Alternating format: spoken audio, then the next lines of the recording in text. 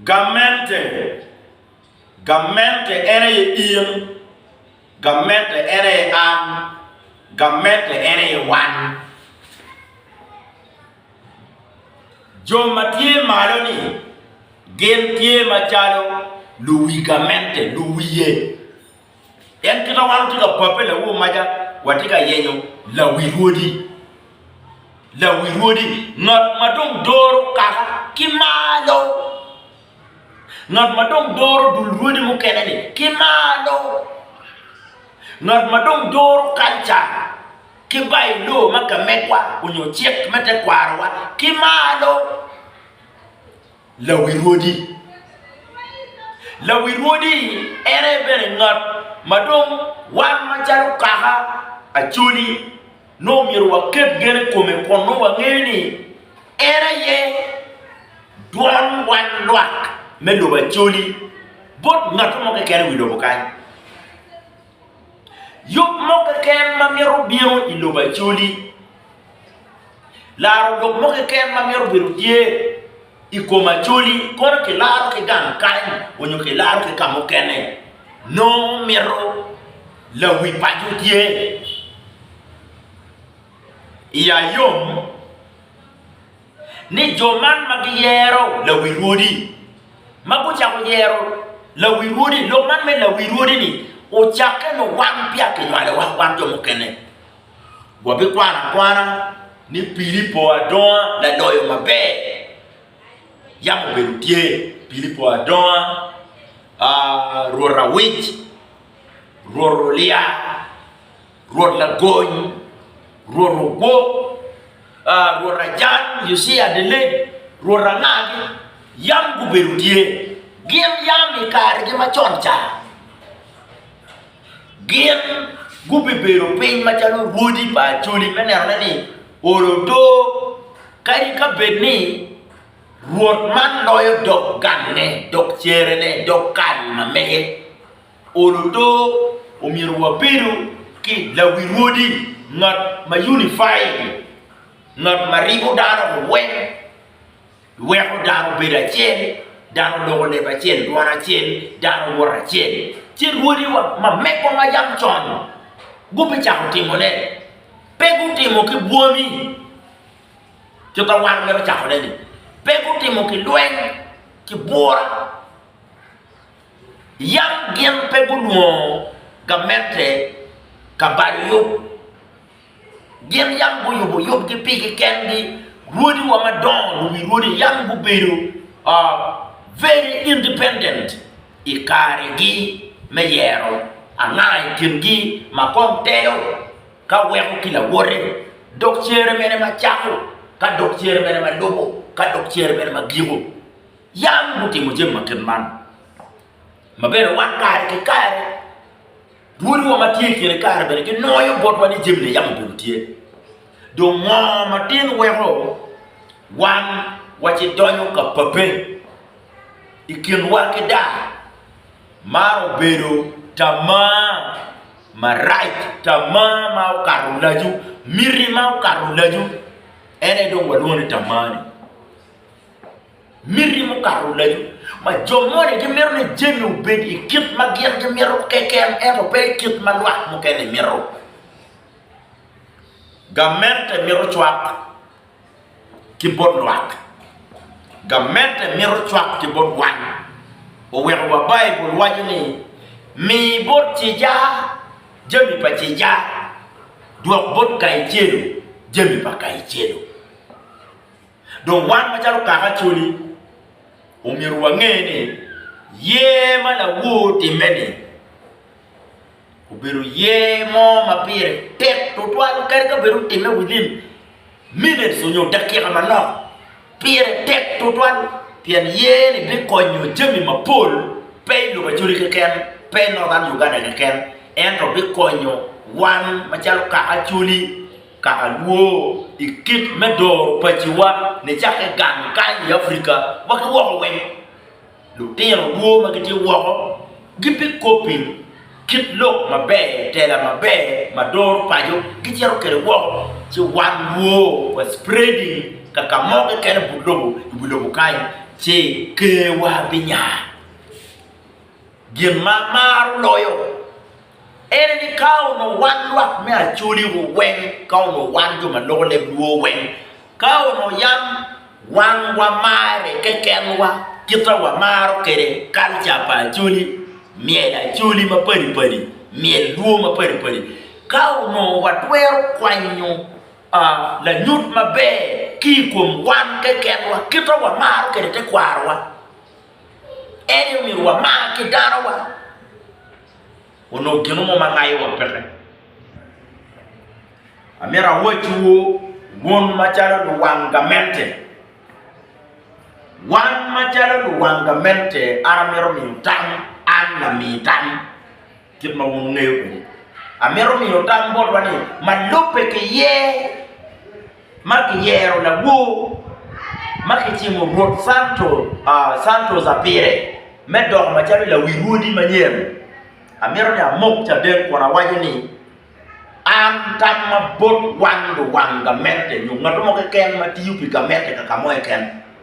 wa miu tam ke Gamente not to rush into issuing a statement mo uyorio total ko be wa legu Gamente ni kwa monitoring situation mapia Gamente ukatiki statement mo ma entwer issue ma lope ke ye ma churi go making decision in the world. I will appreciate if the government can still wait for any statement that the government want to make. Ka Gamente twer kor ne manok kon was studying pain awaji kuman petia lokeni kawan wado pi miriwa machalo wan to mukubudwan Gamente nyugo wa biti pi Gamente kawan do Gamente wa mon meka miyo tanti Gamente yeah, we need a statement here and then Gamente will be issuing statement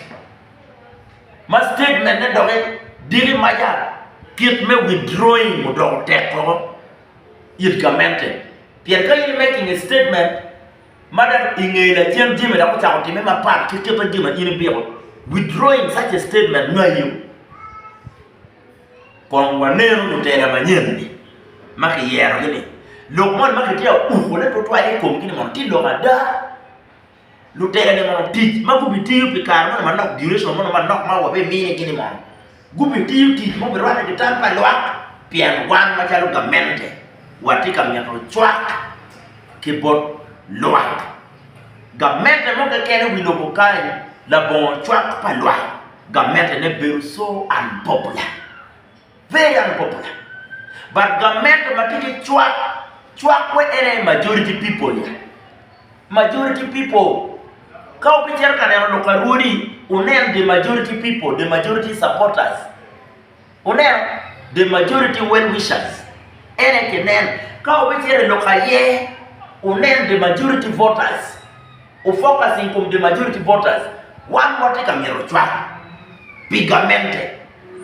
when Gamente wa pe be popular only gankan u be popular worldwide donc ka wote kamero Cwak o mi wa timu gin ma wego Gamente no Cwak and to put Cwak up and that's why I tell you Gamente community is slow not to issue any statement kon Gamente o nen pin ke wai we won era chuli mon biti me nin ki ye ki manyen a chuli mon ngo ma be ke ngo ma right mo bi lo ikum ye mo timeni mane ka kamara ka mane Gamente ko bit ki break not to issue any statement right now pian cham ngo pol kar yil daro ka iri waje ko mo ne ye de ko mo ñu wan mo ko mi ko man ñu ko de ne la chem da ye de no cherche la ko bir the best ye ya chuli cham ngo bi ye no wa ataman ko mo ne ko mata ni ami bodu teacher Gamente ko wen donc ka giro lo kamera waje ko ni anya honorable boss mi ko tim pariamo ma pol kara waje ni jemmi ma chung piada ene antiye ka gina ngako ki yada peo gina na iye do mera wai purwa chuli ni ana mero do poj bot Gamente tiendo ko ga be mi poj bot Gamente ere koni in my recording me otien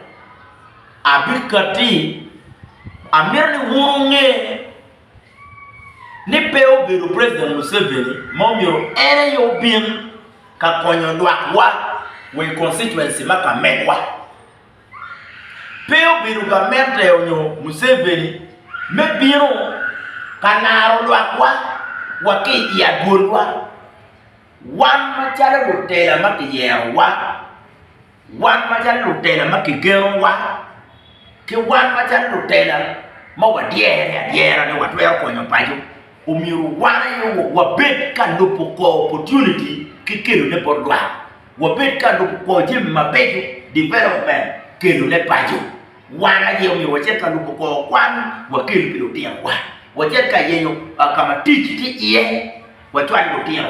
wa yenyo ko teach wa yenyo ko kwan wa yenyo ko development no transformation wa kelo podwa Gamente kado mero chwa Kibotwa wan yi mi chwa Gamente ento yin Gamente mi ko enwa chwa pe biro Kibot jomana chwa biro Kibot majority Gamente ti ki majority we Gamente ni ube popular very popular ti ki majority pe ti ki jomana ma miri ki ti pat ki miri pa majority man le ga maka mega a mero ni wona chuli ko re ka ana dubu a wek nge ni wana chule ye a room ton gombonyo a room buruke gombonyo ere wan Gamente mi opposition so wengidwa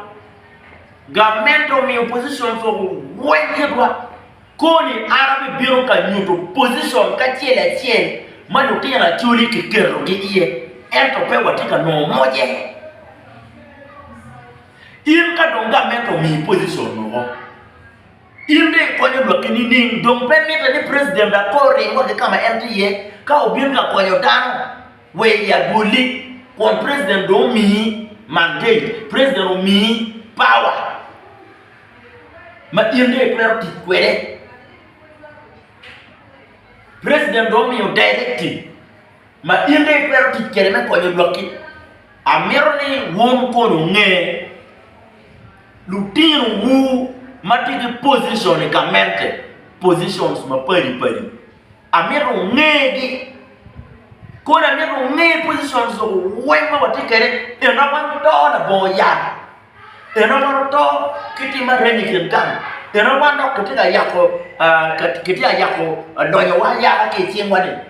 kichimo lutia wa we mando badwa blame ko ana be biro kanyo to position post men ke mi bon ngama megwa ke mi post men ka wari post igini wemping ka wakilu positions igini wenka male we be very shocked and we penyu we woni ma ge wan biru je na wa mero ma ge wan biru ba be ma puru we ko waje ne wa churi wana ino chan loy with all these positions makemio Gamente tiyo tie positions kuma won pe wini no megwa ai keri ki wen kama len we don't want kondong pe wa blaming Gamente kondong wa chak don't come blaming ourselves mero to pajo wan wa biro ka lokotela iriti office itero ki wi lwakti pero konde wale ngata paru doin iriti office itero ki wi jalo piro dan ti chan konde wale ngaro doin wan wa koy no bani miri machalo ma mekwa wan KDP ucha onen na wo miri wachalo KDP ucha onen na wo ni tela umiru wa logo doenya cha Gamente wa kama le ni Gamente mero support palwa Gamente mero chwa wando biro ka didong mene chwa Gamente no eno Gamente mero ye yitwa tizan agreement Gamente ye yitwa wan wa rot tela idikala chuli Wabiro jotela, wamiyo chwak Gamente, waro jotela. Gamente ka wantia mi chwak. En chwak ma wan bi mini majority. Pepe mo wai kom jomore manona ni. Gubi bal karni no. Man bi jalo mwena ribu. Matuk chero ke chen. Wan bi kili kom mwen ke kom ma wabuka li wa buri Gamente. Mono mwen me chwak. Li wa. Ci in tu ne mwen ma tu rebe chero i due. Tu rebe chero i chengeni. Po bi konyi. La wan Gamente bekene ni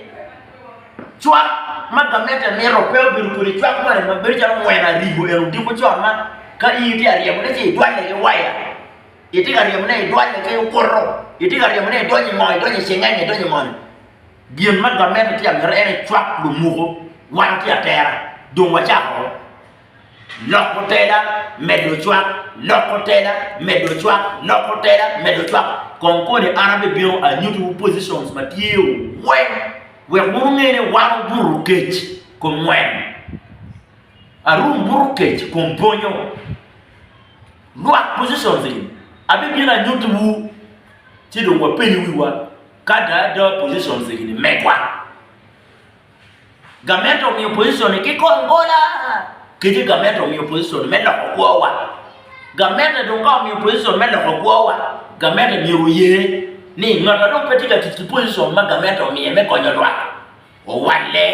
we wa mi chwak do bodwa mwaka kar campaign wen chwak kar elections wen chwak kar mo ken chwak bod Gamente so long as Gamente biye ni wan ma chala churi wa lokte di kala churi du ba mi du kum amaru